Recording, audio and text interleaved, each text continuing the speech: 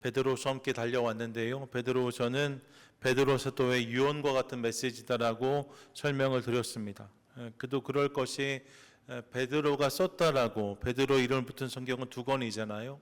베드로 전서와 후서, 그리고 베드로의 이야기를 들어서 기록된 복음서가 마가복음인 거죠. 이런 것들이 베드로의 기록이라고 할 수 있는데 그 중에 마지막 기록이 베드로 후서입니다. 당시에는 복음이 전파되고 예수를 믿은 지 이후에도 시간이 어느 정도 흐른 다음이었다라고 생각할 수 있어요. 복음의 감격으로 예수를 믿고 교회가 되고 성도가 된 지도 이제 시간이 제법 지났습니다. 처음에는 기쁨과 감격으로 복음을 받고 성도가 되었을 거예요. 그런데 점점 시간이 지나면서 밖에는 심해지는데 예수님의 재림은 멀게만 느껴집니다. 그분이 언제 오실지 알 수가 없는 거죠. 그런 상황에서 재림은 허구라는, 너희가 헛된 것을 바라고 있다는 거짓 가르침까지 등장하게 되었습니다.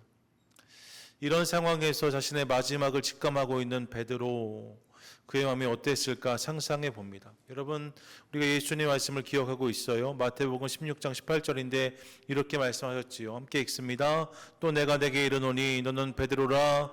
내가 이 반석 위에 내 교회를 세우리니 음부의 권세가 이기지 못하리라. 아멘. 내가 내 교회를 이 반석 위에 세우리니 음부의 권세가 이기지 못한다라고 하셨는데, 이 말씀을 그 당시 누구보다 생생하게 기억하고 있었을 한 사람이 바로 베드로가 아닐까 싶습니다. 베드로에게 주신 말씀이니까요. 그가 이 말씀을 붙잡고 있었는데, 하여 음부의 권세가 교회를 이길 수 없다는 믿음 아래 주님의 교회를 위해 자신이 할 수 있는 최선을 다하고 싶은 마음이 그에게 분명히 있었을 거예요. 이 교회가 어떤 교회인데, 이 교회를 위해서 내가 마지막 전할 수 있는 이야기가 무엇인가, 그 중심이 담겨있는 본문이 베드로 전후서라고 할 수 있는 거죠. 이런 맥락에서 베드로 사도는 성도들을 격려하면서 우리에게 이미 주어진 말씀이 얼마나 귀한 것인지를 분명히 밝혔습니다. 그리고 나아가 교회와 성도들을 흔들고 있는 거짓 교사와 그릇된 가르침을 강하게 비판했어요. 그러면서 다시 오실 주님에 대한 소망을 분명히 하라고 권면합니다. 이 내용이 베드로후서 1, 2, 3장의 내용이라고 말씀드릴 수 있죠. 그리고 이제 이 편지의 마지막 부분을 함께 오늘 대하기 원하는 것입니다. 먼저 14절을 보세요. 그 시작이 이렇게 되어져 있는데, 그러므로 사랑하는 자들아 너희가 이것을 바라보나니 라고 말합니다. 그러므로 사랑하는 자들아, 사랑하는 자들 즉 성도, 교회를 말하고 있는 거죠. 그들이 바라보는 자들이다라고 말해요. 본문에 이것을 바라보나니라고 말하는데, 이 바라보나니가 헬라어 원어로 보면 프로스토카오란 단어인데 본래 뜻은 기다리다, 기대하다입니다. 그래서 다른 성경 번역들을 보니까요, 표준 세 번역에선 사랑하는 여러분 이것을 기다리고 있으니라고 번역해 놓았어요. 공동 번역에서도 여러분은 그날을 기다리고 있으니라고 번역해 놓았습니다. NRSV에서도 while you are waiting for this thing 이라고 되어져 있어요. 기다리고 있다는 거예요. 그러니까 지금 교회를 향해 너희가 이것을 기다리고 있으니 라고 말하고 있는 거죠. 이것이 무엇인가? 앞서 언급했던 재림을 말합니다. 예수님이 다시 오신 말입니다. 너희가 예수님이 다시 오심을 기다리고 있으니 이렇게 말하고 있는 거예요. 베드로는 기본적으로 교회를 다시 오실 예수님을 기다리는 공동체라고 생각했던 것 같습니다. 이게 교회가 누구냐? 교회는 다시 오실 주님을 기다리는 이 땅의 공동체라는 거죠. 그러면서 그렇게 기다림의 자리에 서 있는 교회와 성도들을 향해서 이제 네 가지의 당부를 전하고 있는데, 그 네 가지의 당부가 바로 이것입니다.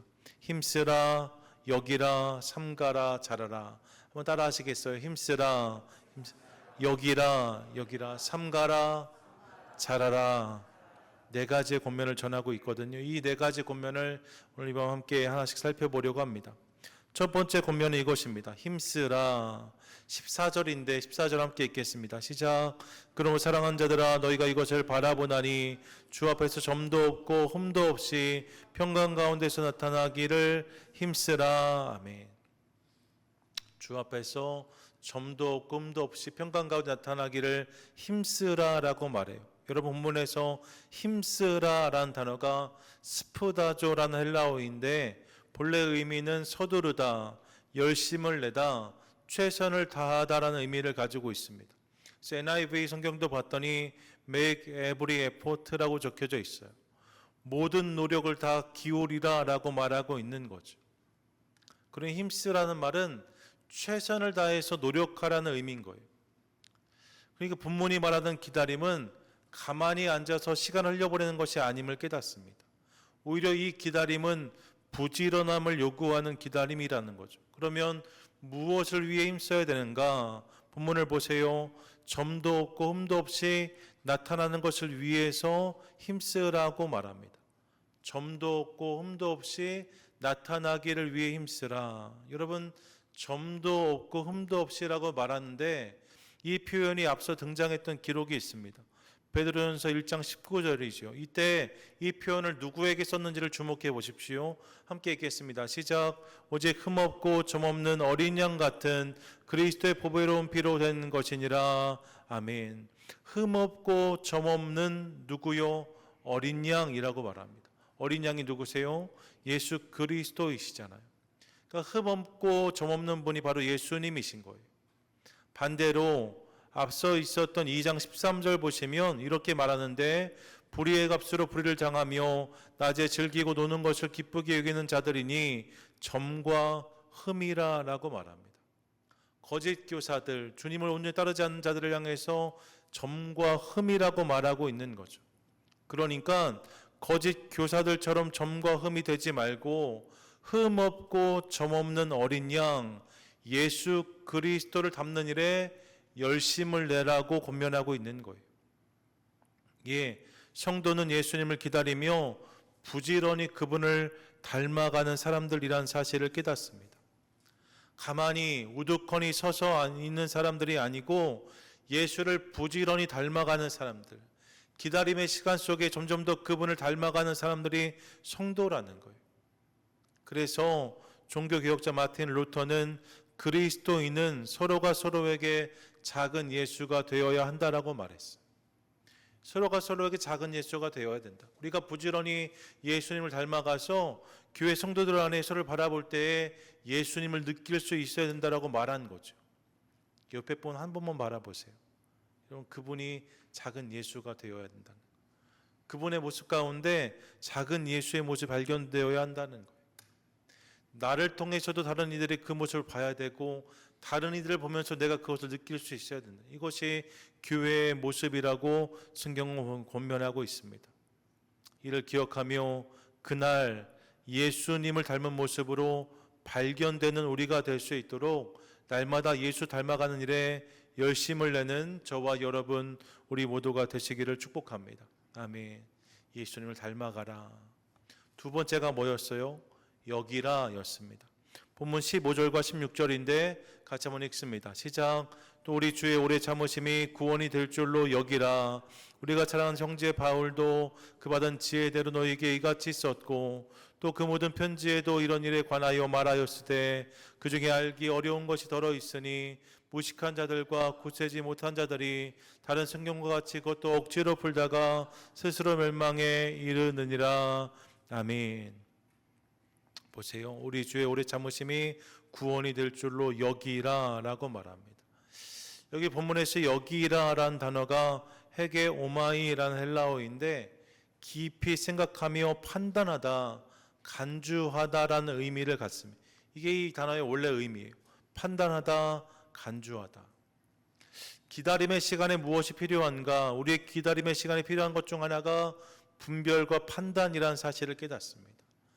기다리는 자들이 삶에 꼭 채워야 되는 모습이 무엇인가? 분별과 판단이라는 거예요.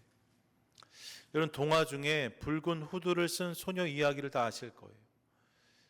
할머니 대신 늑대가 이렇게 분장해 있다가 소녀를 만난 이야기인데, 여러분, 이 동화에서 이 소녀가 늑대에게 잡아 먹혔을까요? 안 잡혀 먹혔을까요? 전 너무 옛날 동화라 저희 소녀가 늑대를 잡은 걸로 알았거든요. 근데 제가 다 찾아봤더니 소녀가 결국엔 잡혀 먹혀요. 근데 이후에 사냥꾼이 와서 늑대 배를 가르고 손을 구해 주었다. 이게 그림 형제의 이야기인데 다 아시는 이야기니까 간단히 말씀드리면, 그리웠던 할머니를 소녀가 만나러 가는데 말입니다. 목소리도 이상해요. 손에 털도 있어요. 귀도 너무 커졌어요. 하지만 이를 미처 분별하지 못하고 가까이 갔다가 늑대에게 잡혀먹인 소녀의 이야기가 붉은 후드를 쓴 소녀의 이야기, 이후에 사냥꾼이 그녀와 할머니를 구출했다까지가 그림 형제의 이야기입니다. 이런 기다림이 길수록 분별과 판단은 중요합니다. 기다림의 시간이 길어졌다고 해서 분별과 판단을 생략하면 늑대에게 잡아먹힐 수밖에 없는 거죠. 특별히 오늘 본문을 보시면 주의 오래 참으심이 구원이 될 줄로 여기라고 말해요. 그렇게 판단하라는 거예요. 당시 성도들의 눈에 재림은 더디게만 보였습니다. 너무 긴 기다림처럼 보였어요. 그래서 거짓 교사들이 그 틈을 파고들어서 주님이 오시지 않는다라고, 재림은 허구라고 조롱했습니다. 그런데 베드로는 이미 이렇게 말했어요. 3장 9절이죠. 함께 읽겠습니다. 시작. 주의 약속은 어떤 이들이 더디다고 생각하는 것 같이 더딘 것이 아니라 오직 주께서 너희에 대하여 오래 참으사 아무도 멸망하지 아니하고 다 회개하기에 이르기를 원하시느니라. 아멘. 여러분, 이 본문을 통해서 우리가 판단과 분별, 해석의 중요성을 확인합니다. 동일한 더딤을 만나고 있어요. 동일한 기다림 가운데 있었답니다. 그런데 어떤 이들은 이 기다림, 더딤을 보면서 재림이 허구다, 가짜다라고 주장했는가 하면, 베드로는 그 더딤을 오래 참음으로 해석했다는 거예요.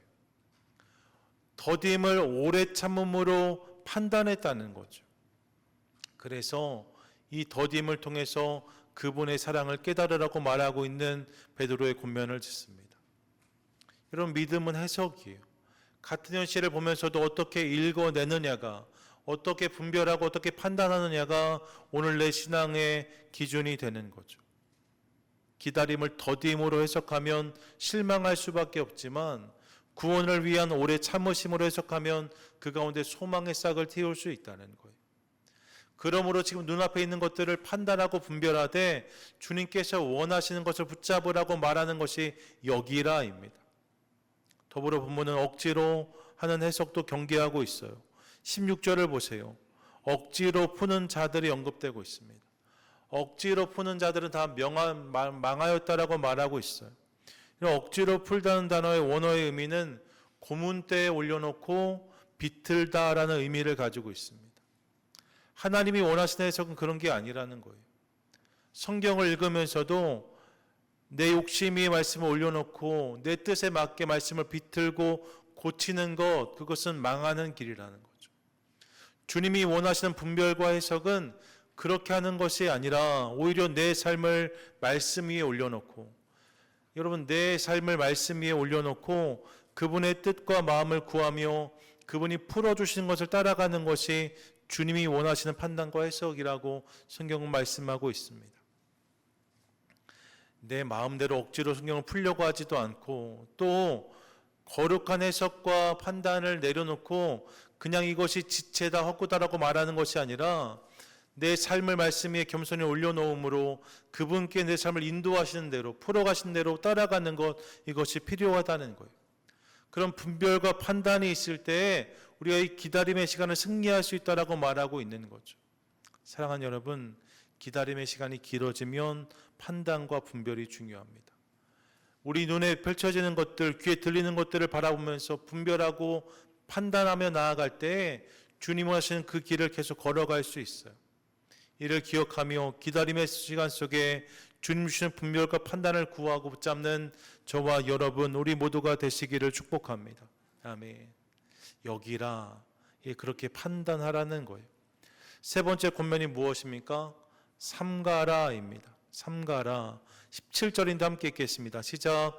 그러므로 사랑하는 자들아, 너희가 이것을 미리 알았은즉 무부한 자들의 미혹에 이끌려 너희 굳센 데에서 떨어질까 삼가라. 아멘.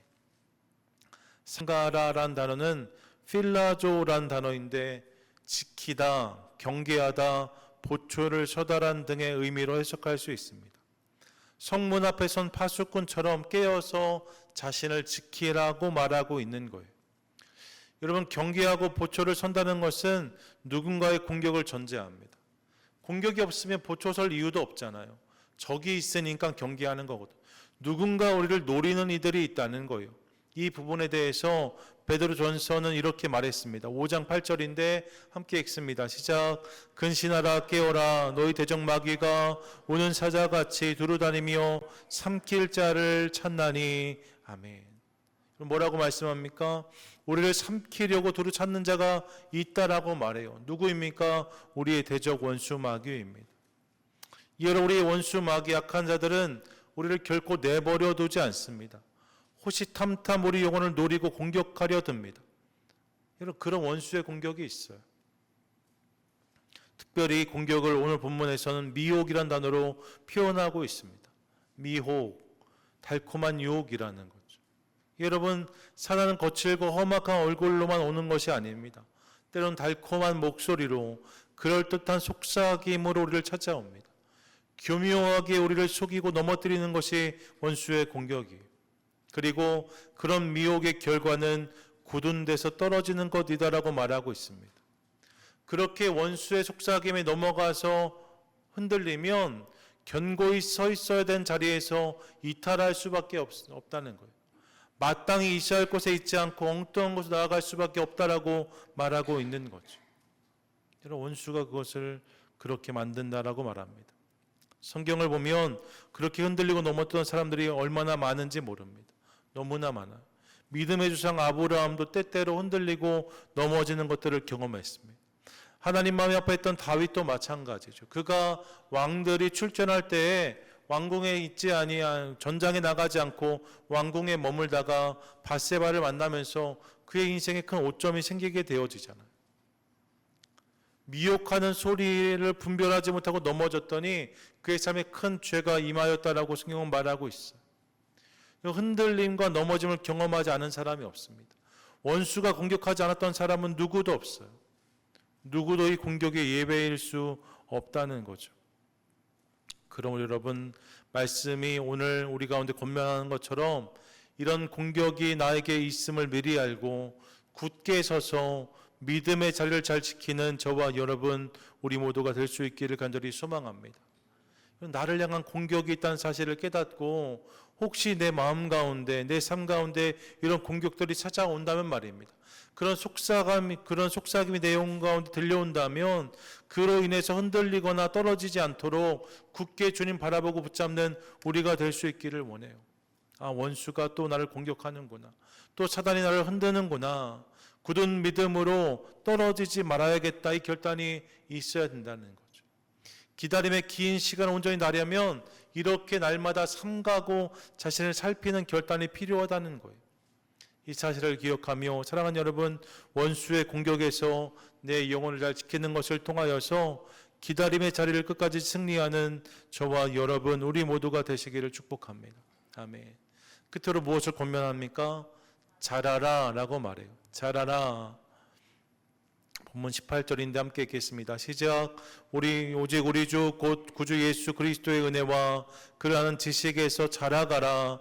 영광이 이제와 영원한 날까지 그에게 있을지어다. 아멘. 자라가라고 말해요. 여러분, 본문에 자라는 아욱사조란 단어인데 나무가 풀이 자라는 모습을 표현할 때 이 단어가 사용됩니다. 자라가라는 거예요. 특별히 이 명령은 현재형으로 주어지고 있다는 사실을 기억할 필요가 있습니다. 한번 자라고 마는 것이 아니라는 거예요. 계속해서 평생 동안 이 기다림의 시간 속에 자라가는 것이 성도의 모습이어야 한다라고 말씀하고 있는 거죠. 이런 언책에 제가 보았더니 꽃이 피지 않는다고 뿌리가 자라지 않는 것은 아닙니다 라고 적혀져 있더라고요. 꽃이 보이지 않는다고 뿌리가 자라지 않는 것은 아닙니다. 여러분, 그럴 수 있는 거죠. 꽃이 피지 않아도 뿌리가 자라는 사람들이 있을 수 있어요. 때로는 보이는 성장을, 때로는 보이지 않는 성숙을 계속해 가야 되는 사람들, 그들이 성도라는 거예요. 꽃을 틔우기 위해서, 뿌리를 더 깊이 내리기 위해서 날마다 몸부림치는 사람들이 성도라는 거죠. 그렇다면 무엇에서 자라야 되는가? 본문을 보세요. 은혜와 그를 아는 지식 안에서 자라라고 말하고 있습니다. 은혜와 그러한 지식 가운데 자라라. 이것이 성경의 권면이에요. 은혜에서 자란다는 것은 내 공로가 아니라 주님의 은혜임을 깨달으며 날마다 그 은혜를 고백하는 인생을 살아가라는 의미입니다. 날마다 주님의 은혜를 깨달으라는 거예요. 내 삶 가운데 이미 부어지고 있는, 내 삶에 이미 경험되고 있는 그분의 은혜를 발견하고 깨닫는 인생, 그 삶을 살아가야 된다는 거죠. 더불어 그를 아는 지식이란 말은 단순히 예수에 대한 정보를 늘려가는 것이 아니라 그분과의 인격적인 관계를 더 풍성히 하라는 의미입니다. 제가 전에도 말씀드렸어요. 천국에 가서 예수님 만났는데 처음 뵙겠습니다로 시작되어지면 안 된다는 거죠. 그분과 늘 교제하고 풍성히 관계를 누림으로 그분을 만났을 때 주님, 제가 알던 그분이시군요. 제가 이미 경험했던 그분이시군요. 제 삶에 제가 누렸던 그분이시군요. 이렇게 고백할 수 있어야 된다는 거죠. 사랑하는 여러분, 이 은혜가 우리 삶 가운데 있게 되기를 간절히 소망합니다. 은혜 가운데 자라는, 예수를 더 풍성히 경험하는 은혜가 우리 삶 가운데 있기를 원한다는 것, 이것이 성도의 자람이라고 본문은 말하고 있고, 이 자람이 있을 때 기다림의 자리는 의미 있는 시간이 된다라고 말씀하고 있습니다. 바라기는 이를 기억하며 우리의 기다림의 시간을 자람의 시간으로 채워가는 저와 여러분, 우리 모두가 되시기를 축복합니다. 아멘. 여러분, 이것이 베드로가 전하는 마지막 당부예요. 힘쓰라, 여기라, 삼가라, 잘하라. 열심을 내라, 잘 판단하라, 그리고 지키라, 그리고 잘하가라 말하고 있는 거죠. 여러분, 이것이 어느 자리에서 지켜야 될 모습인가? 기다림의 자리랍니다. 그래서 본문의 결론은 이것이에요. 성도의 기다림은 멈춤이나 방치가 아니라는 사실을 깨닫습니다. 우리가 마치 버스를 기다리는 사람들처럼 그냥 정류장에 우두커니 앉아있는 사람들이 아니라는 거예요. 세상의 기다림은 그런 것일 수 있어요. 멈춤과 방치일 수 있습니다. 하지만 성도의 기다림은 그런 게 아니에요. 마치 신부가 신랑을 기다리듯이, 정혼 이후에 결혼을 준비한 신부가 이제 올 신랑을 기다리는 것처럼, 그 신부가 그냥 우두커니 기다릴 수 없잖아요. 화장도 하고 옷도 새로 사서 단장하고 이런저런 것들을 꾸미면서 신랑을 맞을 준비를 하는 것 아니겠습니까? 성도의 기다림은 그런 것이 되어야 된다는 거예요. 거룩한 결단과 신실한 판단으로 오늘을 채워가는 사람들, 이것이 성도라는 거죠. 이 기다림의 시간 속에 거룩에 힘쓰고 주의 참으심을 구원으로 여기며 미혹을 삼가고 은혜와 지식 안에 자라가는 사람들, 그것이 교회의 모습이어야 한다라고 말씀하고 있는 것입니다. 여러분, 오늘 우리가 이 자리에 서 있는 사람들이에요. 베드로가 교회를 주님을 기다리는 사람들이라고 정의했다면 오늘 우리가 그렇게 주님을 기다리고 있잖아요. 여러분, 다시 오실 주님을 기다리고 계시지요? 기다리고 계시지요? 안 오셨으면 좋겠어요? 아니잖아요. 기다리고 계시잖아요. 우리가 바로 그 사람들인 거예요. 그러니 오늘 이 말씀은 저와 여러분에게 주시는 성경의 말씀인 거죠. 여러분, 이 말씀이 오늘 나를 향한 그분의 음성인 것을 기억하겠습니다. 이 권면, 이 당부가 나를 위한 그분의 말씀이라는 거예요. 힘쓰고 여기며 삼가고 잘하라. 오늘 내 삶이 이 모습으로 채워져야 된다라고 말씀하고 있습니다. 바라기는 이를 기억하며, 사랑하는 여러분, 날마다 경험하는 기다림의 자리에서 더 열심히 그분을 닮아가고 삶의 모든 상황들을 그분 안에서 해석하고 판단하며 원수의 공격에 우리 심령을 잘 지키고 은혜와 그분한 지식으로 날마다 자라가는 저와 여러분 되시기를 소망하고, 이를 통해 그날에 주님께 잘했다 칭찬받는 믿음의 종 저와 여러분 우리 모두 되시기를 주님의 이름으로 간절히 축원드립니다. 아멘.